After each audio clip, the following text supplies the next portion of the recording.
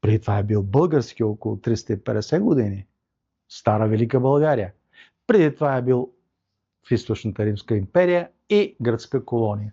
Значи какъв е Крим тогава днес? Трябва да кажем на папагали като Диков и Диковци.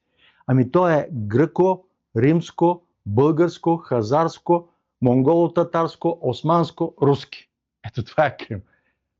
А Украйна, извинявам се много, ама такава нация и така държава няма до 90-те години на 20 век. Това е истината, която трябва да се казва. И не трябва да се притеснявате от нея, генерале. Защото от истината не можеш да се притесняваш.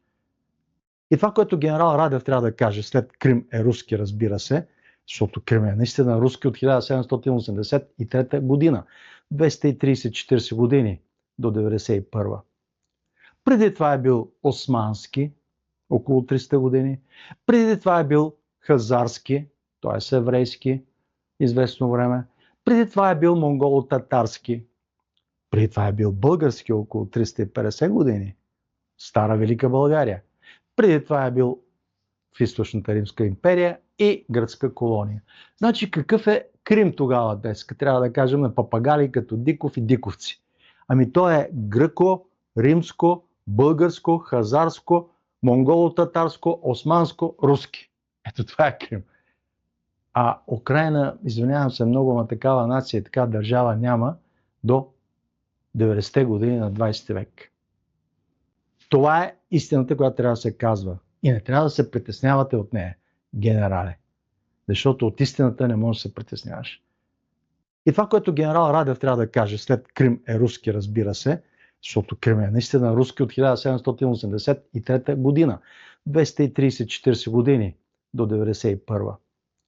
Преди това е бил османски, около 300 години. Преди това е бил хазарски, т.е. еврейски, известно време. Преди това е бил монголо-татарски.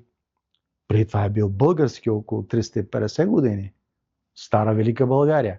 Преди това е бил в Източната Римска империя и гръцка колония. Значи какъв е Крим тогава днес? Трябва да кажем на папагали като Диков и Диковци. Ами то е гръко, римско, българско, хазарско, монголо-татарско, османско, руски. Ето това е Крим.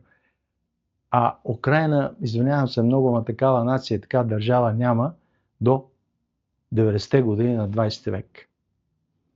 Това е истината, която трябва да се казва. И не трябва да се притеснявате от нея, генерале. Защото от истината не можеш да се притесняваш. И това, което генерал Радев трябва да каже, след Крим е руски, разбира се, защото Крим е наистина руски от 1783 година, 230-40 години до 91. Преди това е бил османски, около 300 години. Преди това е бил хазарски, т.е. еврейски, известно време. Преди това е бил монголо-татарски. Преди това е бил български около 350 години. Стара Велика България. Преди това е бил в Източната Римска империя и гръцка колония. Значи какъв е Крим тогава днес? Трябва да кажем на папагали като Диков и Диковци. Ами то е гръко, римско, българско, хазарско, монголо-татарско, османско, руски. Ето това е Крим. А Украйна, извинявам се много, ама такава нация и така държава няма до 90-те години на 20 век. Това е истината, която трябва да се казва. И не трябва да се притеснявате от нея, генерале. Защото от истината не можеш да се притесняваш. И това, което генерал Радев трябва да каже, след Крим е руски, разбира се, защото Крим е наистина